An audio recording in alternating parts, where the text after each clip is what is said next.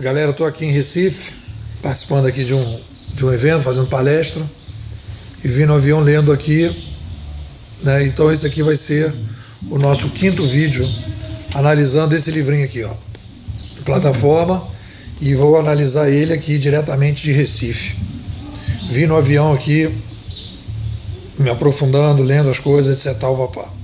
Então, existe aí uma discussão que o livro está propondo, que é o seguinte: a definição de plataforma dele, você vai encontrar objetivamente a definição de plataforma dele na página 70. Ele vai dizer, 71. A principal diferença entre plataformas tradicionais e as modernas, então ele diz que existem plataformas tradicionais,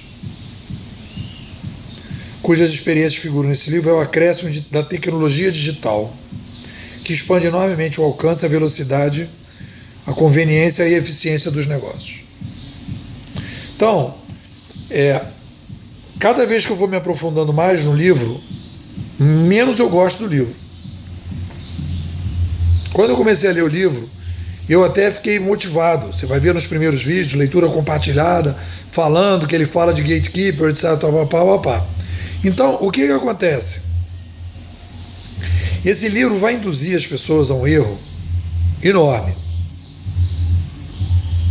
E aí você vai me perguntar, o problema que vai ali acontecer é quando ele vai misturar Airbnb e GE. E aí quando você vai lá para o final, nas páginas finais, você vai pegar o último capítulo, que ele vai fazer uma tabela, né, que é interessante, que ele vai dizer aqui quais são as empresas que têm mais tendência, é a página 307. Ele vai falar quais são as empresas que têm mais tendência a virarem plataforma, não virarem plataforma, né? Tem coisas aí interessantes. Então, o que a gente vai perceber aqui, na hora que ele vai falar isso? Empresas que têm mais informação, e aí eu vou traduzir isso como empresas intangíveis, que trabalham com intangível. Você vai falar de TV Globo, você vai falar de mídia, você vai falar de software, né? E que são mais intangíveis, que são fragmentadas e que se caracterizam por assimetria de informação. Então ele vai definir um diagnóstico do que ele acha que são empresas que tendem a virarem mais plataforma, e empresas que tendem a virarem menos plataforma. Aí vai falar de empresas tangíveis, de mineradoras, de óleo, etc. Aí você vai entender por que ele bota a GE como uma empresa de plataforma. Porque ele, na verdade, está partindo do princípio, esquece aquela ideia de gatekeeper, por essa definição que eu estou fazendo nesse vídeo. Ele está vendo um processo de digitalização em que ele vê a questão do gatekeeper. E aí uma coisa para os estrategistas digitais tem que pensar da seguinte maneira: um estrategista digital, preste atenção no que eu vou falar agora, um estrategista digital tem que perceber que tem empresas que já estão implantando a curadoria, que é o caso do Uber, que é o caso do Airbnb, etc. em que você está vendo a plataforma da curadoria, que não consegue ser implantada hoje numa Petrobras.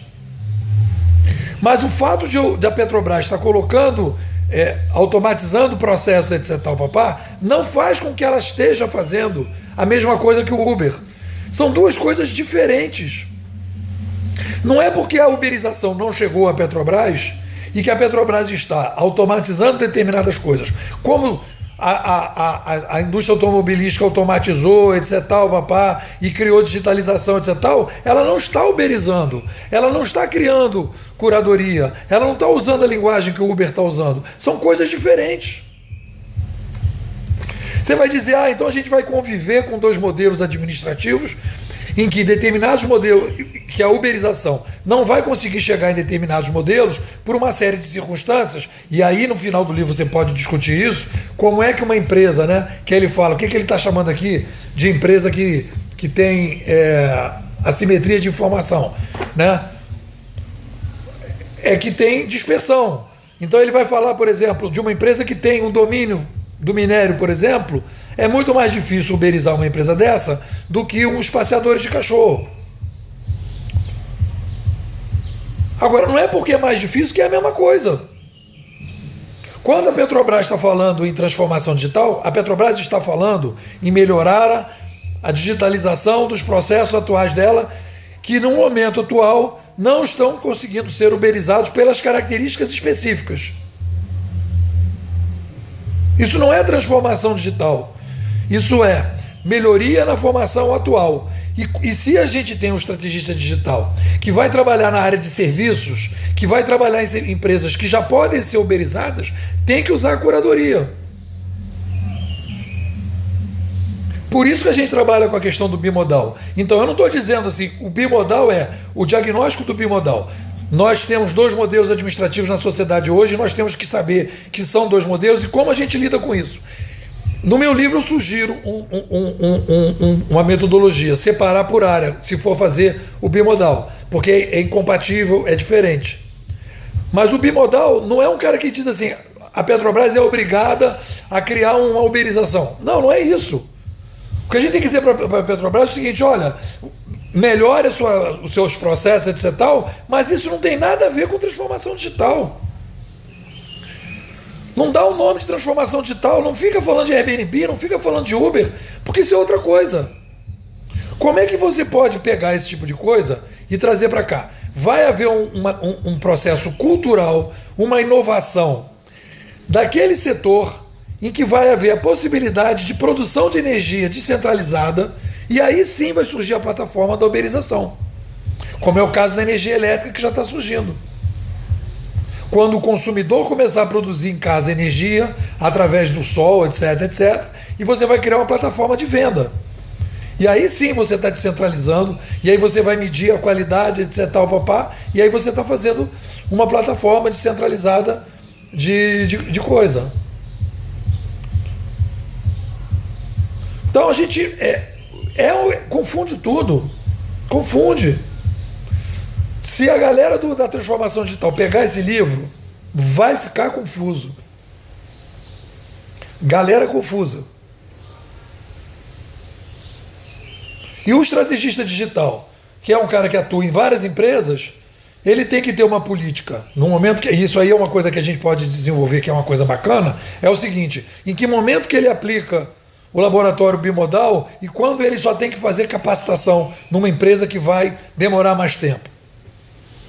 Agora, a gente tem que dizer para essa empresa que vai demorar mais tempo, dizer assim, querido, você vai fazer digitalização da tua formação e não fica lendo esses livros de transformação digital, porque isso vai te atrapalhar. E eu não posso chegar para um cara que pode ser uberizado e dizer e falar o discurso que está se falando para o cara da Petrobras. São 2 discursos diferentes que o estrategista tem que conhecer a situação. E aqui ele está embolando. Quando a GE, por exemplo, faz uma melhoria, o que a Philips faz melhorias internas, etc, tal, papá, ele está fazendo digitalização da atual formação. Quando a gente está falando de uberização, a gente está falando de transformação digital usando a curadoria. Ponto.